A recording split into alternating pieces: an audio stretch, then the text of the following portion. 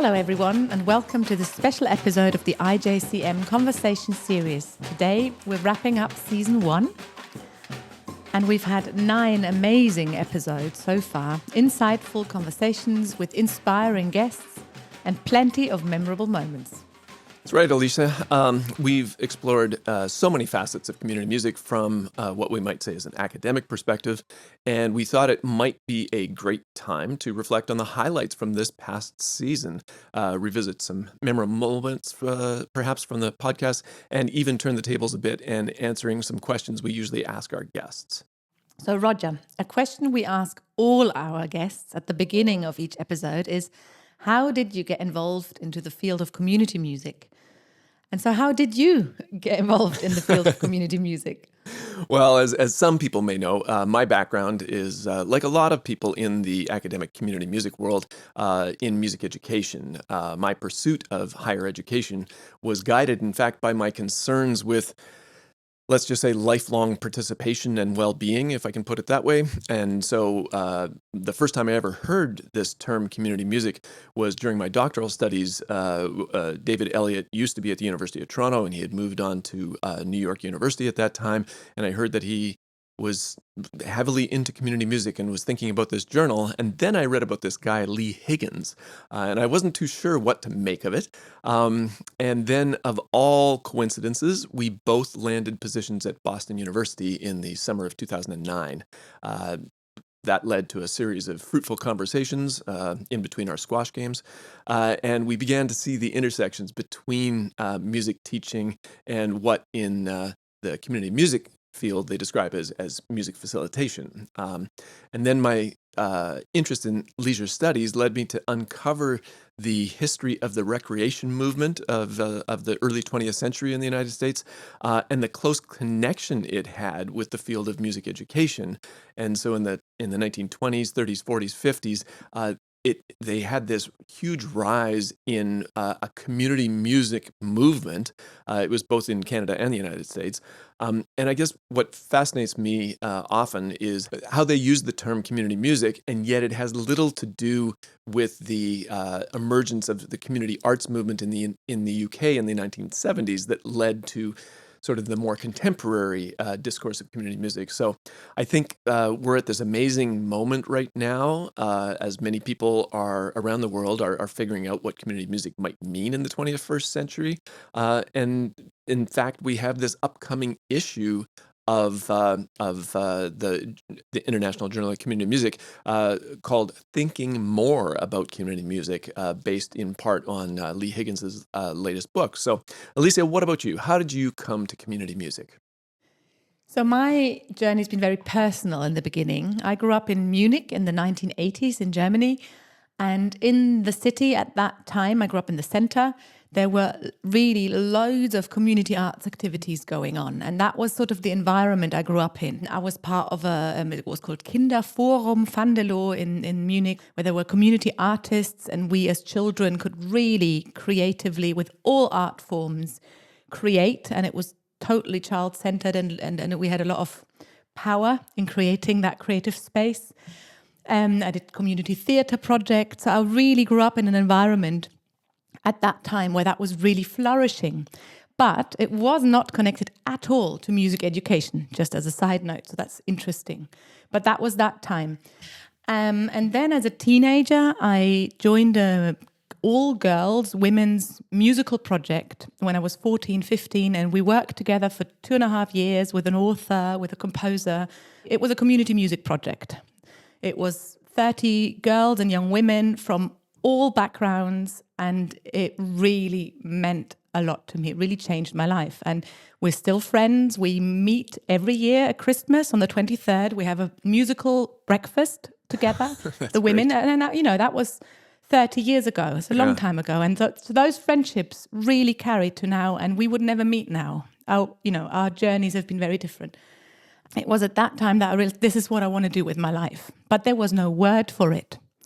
So, I was a teenager growing up, and I thought, what do I want to do? I want to combine working with people, working with social change, and working with music. And it didn't really exist as a career path in Germany. And I remember going to Switzerland and looking at Dalcroze rhythmics, and that was kind of close, but not quite what I was looking at. And then my father's from Argentina. I went to Argentina to be with my grandmother and my family for 3 months. And my mum sent me a catalogue by post, because it was that time still, of LIPA, of the Liverpool Institute for Performing Arts.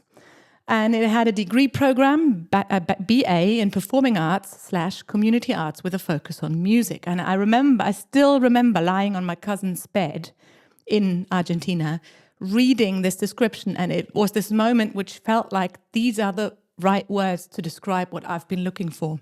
And I didn't have the words until then. So I went back to Munich, applied, had to do an audition, and went to Liverpool to study community arts, community music, and that was in 2000. And I was extremely lucky to do that at a time where in the UK, arts as a tool for social change under the Blair government was supported with lots and lots of money. So I finished in 2004 and was able to then work as a practitioner in Liverpool at a time where I could make a living from being a community musician, working in communities, in cultural institutions, in schools, etc. So it was a very personal journey, and I only then later came to research. So that was after a long time in practice, and then I went and did a PhD. So That's amazing. What a great story! I love that, and the fact that Lee took me to Lipa one time when I was visiting him in Liverpool. So we met. Well, yeah, I mean, this is the thing, 6 degrees of separation, right? Yeah, I mean, that's where I met Lee. I met him when I was 20, when he was teaching at that BA program. Amazing. Yeah. Fabulous. So we've talked so much in this season about our guests' research and the fascinating work they're doing. So I think our listeners would love to hear more about what you're working on, Roger. Well, to be honest, I feel like I'm spread a little bit too thin at the moment with too many projects simultaneously on the go, which is maybe not that unusual in academia. But as you may recall, my primary research is on what I'm referring to as music and leisure, or leisure, as you might say in the UK. And while that obviously doesn't cover all the various kinds of community music activity, it does cover some of them. For me, at least, the heart of leisure or leisure isn't free time per se, but rather health and well-being. And so that's, for me, the big tie-in. Some listeners may be familiar with the article I co-authored with Lloyd McCartan in 2023, Music, Health, and Well-Being in IJCM Articles, an Integrative Review. And it's sort of part of my overall research agenda, examining music and wellness and well-being. I'm currently working with Lloyd on a similar article, but with a much expanded focus, looking at multiple journals. I've also been researching pipe bands, as in bagpipe bands, for the past 3 years, and that has really expanded my own conception of what community music might mean. And I'm also involved with a large project examining the teaching beliefs and practices of school music teachers and non-school music teachers, so what we might refer to as community music leaders, sort of with the intention of trying to examine points of congruence and divergence between school and non-school settings. So that's some of the things that I've been up to. What about you, Alicia? What have you been working on in your exciting new position there in Germany?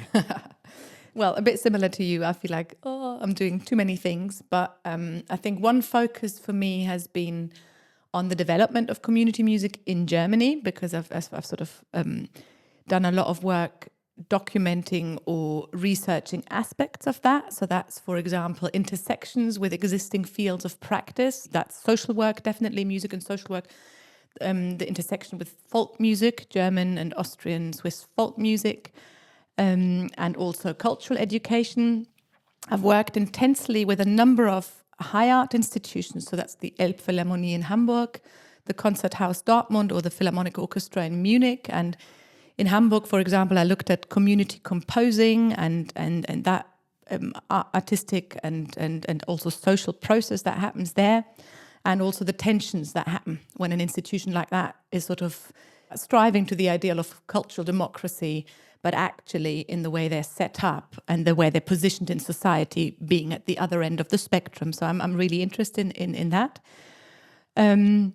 I've done some small research projects into particular aspects of community music. So I've looked into planning and how community musicians plan. I think that's something not really looked at. And then looking at what happens in the facilitation process with that plan. While there's a lot of research on projects and things like that, I find those small moments of the practice really interesting. I did a survey on the growth of community music in higher education, and I did a survey with, I think, 53 universities in this country and found out how it's been tracking in the last 10 years.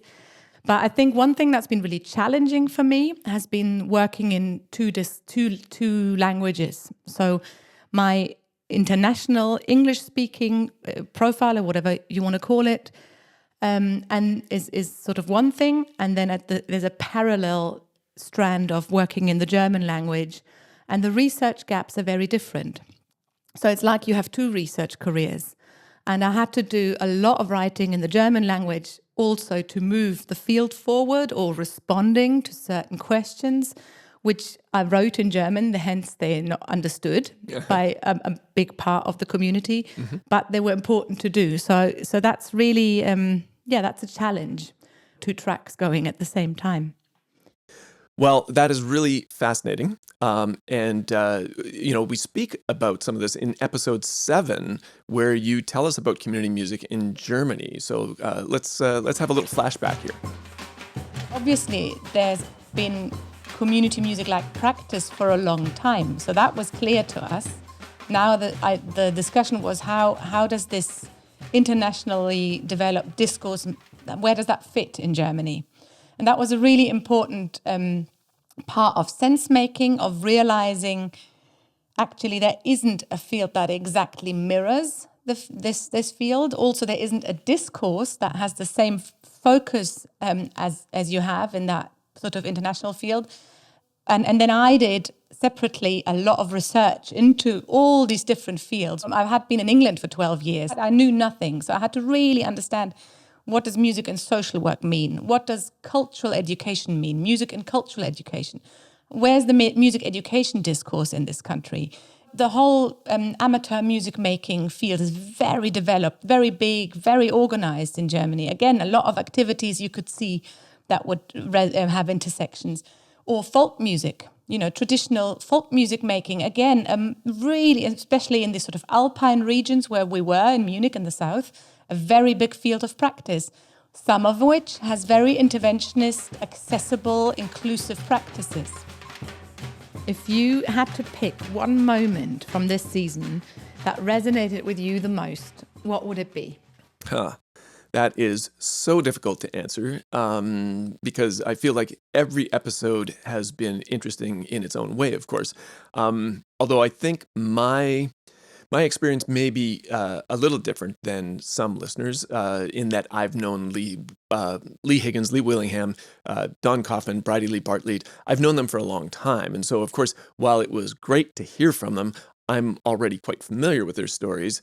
But the episodes on busking or community music in Italy or, yours in Germany, these were fascinating to me because they're a little bit more outside of my sort of wheelhouse knowledge. So even though you and I have known each other for a long time, we haven't previously chatted on the depth of community music in Germany. And even though I helped to oversee the production of the special issues on community music in Italy and on buskers, those interactions were primarily through email. So getting to hear the voices of the guest editors was truly delightful. What about you, Alicia? Was there a guest or conversation that really stayed with you? So I loved hearing about the stories behind the published work, how articles and research happened, and the stuff that kind of is never communicated publicly unless you know the authors.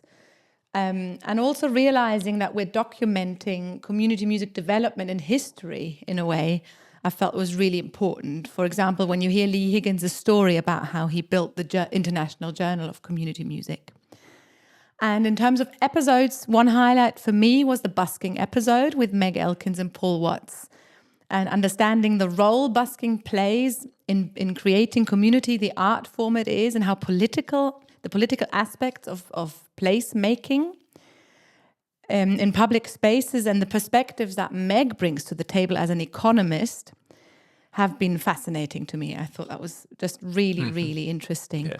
And this episode made me move differently in public spaces. Right. It's really, and also listen differently if I'm in town. Meg mentions the magic of the busk and how it can transform a place. Let's have a look at this clip from episode 8. I think the right busker creates a welcoming space and a safer space. And historically, there's been examples of buskers coming into spaces to make it more safe. Because if you've got music, it takes away the level of danger and it invites people in, and it almost gives a level of respect to that public space in a way that only music can, because the whole point about this is sharing music, right? And what music does to us and how transformative it is in that experience. I mean, when we experience music, truly experience music, it goes beyond just a head space into a heart space.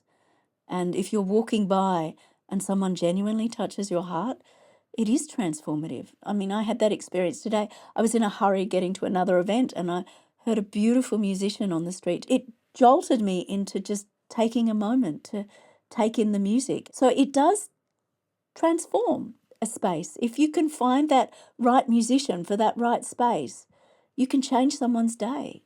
Like Meg, I've often been in the Burke Street Mall in Melbourne, which is pedestrian, it's car free, it's pedestrians only except for trams. It's the holy grail, I suppose, of being able to busk in the area of Burke Street just outside the major department stores. You know, trams make a lot of noise, especially if there's a conductor on the bell, you know, ding, ding, ding, ding, ding. You know, if there are a couple of hundred people around a busker, they'll be over the tram tracks, and no amount of noise from the tram can register in a person if they're transfixed listening to a busker, because they are so engrossed with the busker, they're going to get run over by a tram. Well, they don't get run over by a tram. And it's a beautiful thing when a crowd gathers around a performer in a random moment of exchange. And it truly is the audience and the musician that are having this exchange in an accidental way that is the magic of the busk, that you can capture someone who's going about their everyday moment and draw them into your space to make them stop and listen. That's the exchange that people pay for. They're saying, you actually gave me something in my day that I feel like I need to exchange something back to you. This is the magic of busking.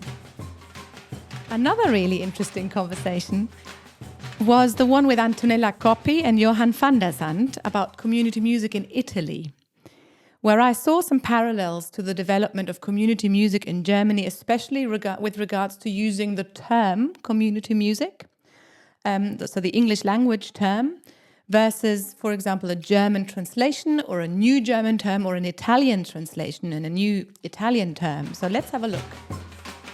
There's a lot of parallels between your story in Italy and our story here in Germany. So that's another sort of aspect to this. When I read your editorial, the one that you wrote for the special issue on community music in Italy, you wrote that the term was really unknown in Italy when you started. So what have been the challenges that you've encountered working with an idea or an approach, a concept, and the whole sort of field of community music in the Italian context? I can say something, but probably Johan can add more. First of all, if you translate in Italian language community music, the translation is music of community, and it is not the perspective that you want to investigate. The concept of community is so different in every country, and the needs to support the society are so different. And we received in the time a lot of suggestion to translate in Italian this term, but Johan and I decided to maintain community music because it's a specific label of specific experience. Terminology is so interesting, right? I'm reminded of podcast number 7, where you talk about community music in Germany, or episode 4, where Don Kaufman talks about the term community music in the United States. Almost every country, of course, has some form of non-professional music making, if we can put it that way. And even though it's not always called community music, this activity is going on. And as you make a point in your episode, Alicia, so much of the time it's about framing the conversation. In Don's episode, he talks about how until more recent times, no one in the U.S. knew what you were talking about if you said community music. People only understood things like community orchestras or community choirs, for example. But of course, the world's always changing, and I'll say from my perspective as a Canadian, the term community music wasn't always well known here either. But currently I teach courses literally in community music. I'm doing one today, for example. This is my teaching day, so I teach Introduction to Community Music. And of course, in episode 6, our guest Lee Willingham, he's created undergraduate and graduate degree programs in community music at Wilfrid Laurier University. So speaking of Lee, actually, I'm reminded of his stories in episode 6 where he talked about working with a local Indigenous community choir and how they paired up with the local police choir. So let's take a look back at that. She worked with a group of women, in English they were called the Good-Hearted Women Singers, who mostly were survivors of federal institutions such as residential schools and a variety of other unfortunate chapters in Canadian history. She got them together with a drum circle and taught them songs, and they became a powerful force, a voice for Indigenous women in our community and beyond. She encountered one day a public relations officer from the Waterloo Region Police Services. So a tall white man in a black uniform with badges and braids and guns. People that aren't from Canada may not know that there's an incredibly toxic history, or a history of toxic relationships between police and Indigenous people. He said, we have a choir of men, a male police choir that would love to sing with you. So again, imagine the cultural, challenges here. It happened, and it happened on our campus, and I facilitated that first concert. So they had a venue, they had tech, they had all the stuff you need for a concert. It was really powerful. Like so many of us in the academic field of community music, Lee's background is in music education. It was interesting, I think, to listen to Lee describe adapting his pedagogical strategies to different contexts, such as incarceration, where he talks about working in prisons and whatnot.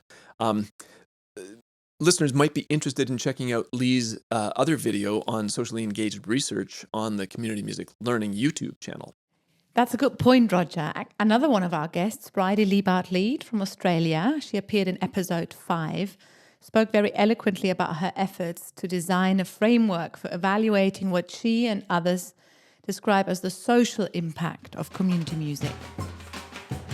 I want to have a conversation with our field, and the most recent one I published was around a framework for thinking about social impact in community music, because I really felt there's a need in our field to have a robust conversation about projects, and there's a lot of them that seek to have social justice or social impact outcomes.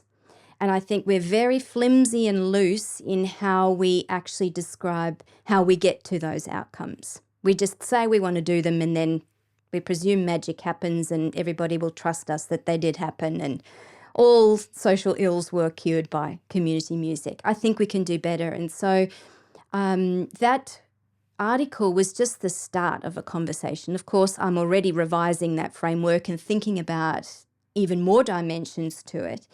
But it was trying to sort of say, how do we think about moving beyond just those individual outcomes which we so commonly report in really tiny, small scale little projects and,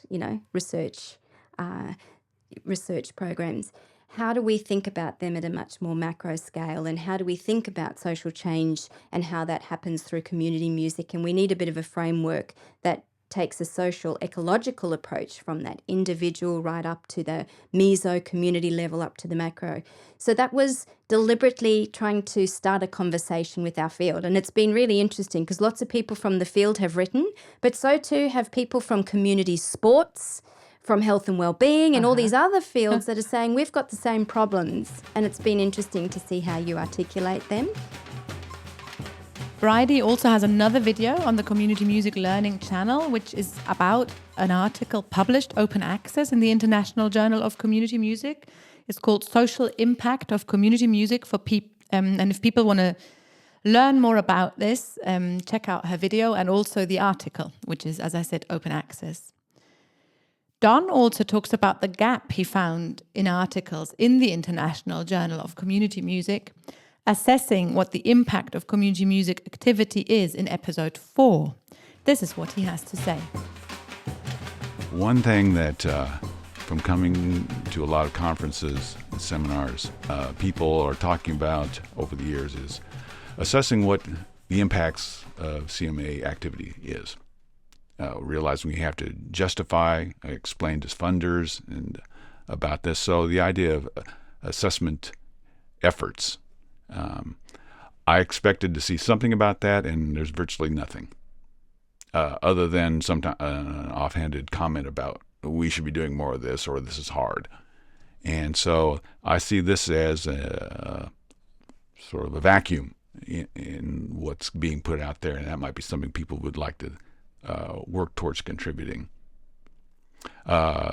Knowing this is a concern of mine, I will give a shout out to Bridie Lee Bartlett's article that appeared in 16.1 of last year about measuring the impact of community music. I think that's a good place to launch future research.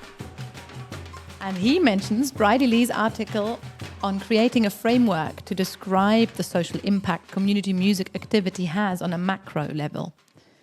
So we might hear more about this topic in the academic field of community music in the next few years. Yeah, I think you're right. And for anyone who hasn't seen episode 4 with Don Kopman or episode 5 with Bridie Lee Bartlett, they are really worth a watch if you're watching on YouTube, or a listen if you're on one of the podcast services.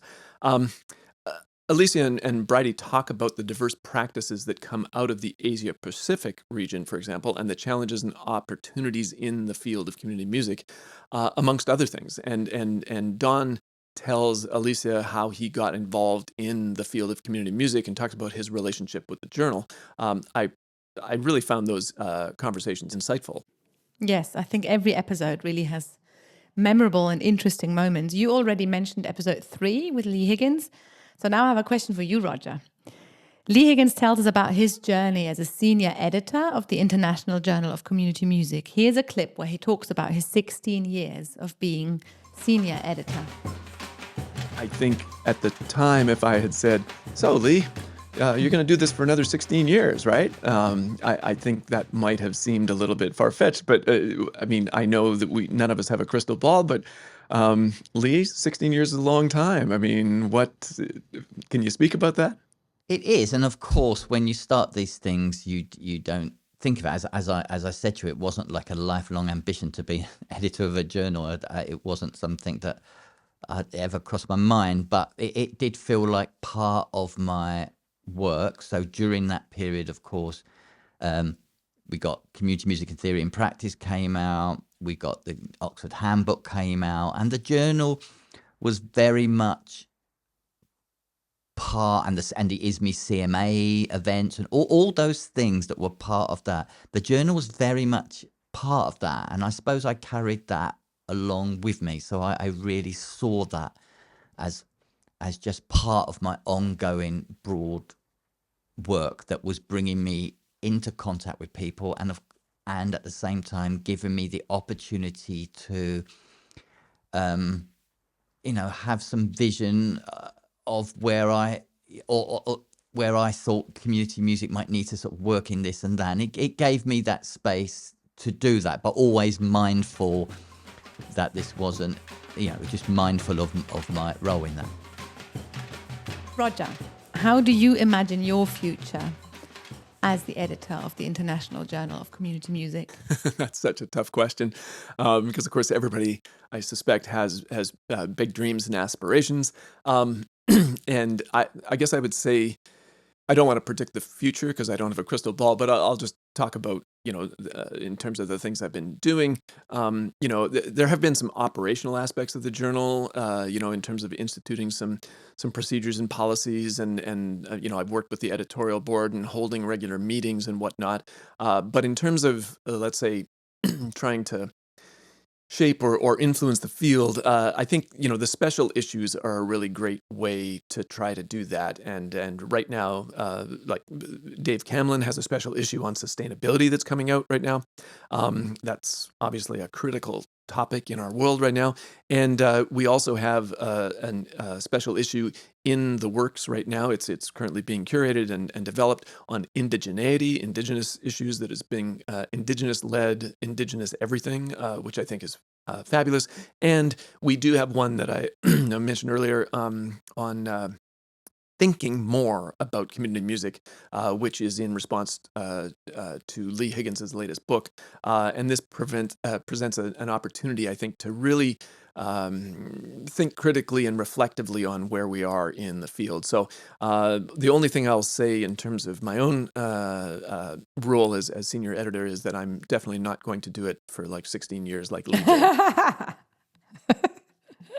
So Okay. this season has been, such a rewarding experience, and I want to thank you, Alicia, for instituting this and for initiating this particular project. I think it's amazing, and I want to thank all our guests and all the listeners for sharing and supporting. Please subscribe because, of course, this is a non-profit, non-monetary activity, but it still helps to get the word out and to sort of boost all those things that algorithms do. So anything to look forward to, Alicia?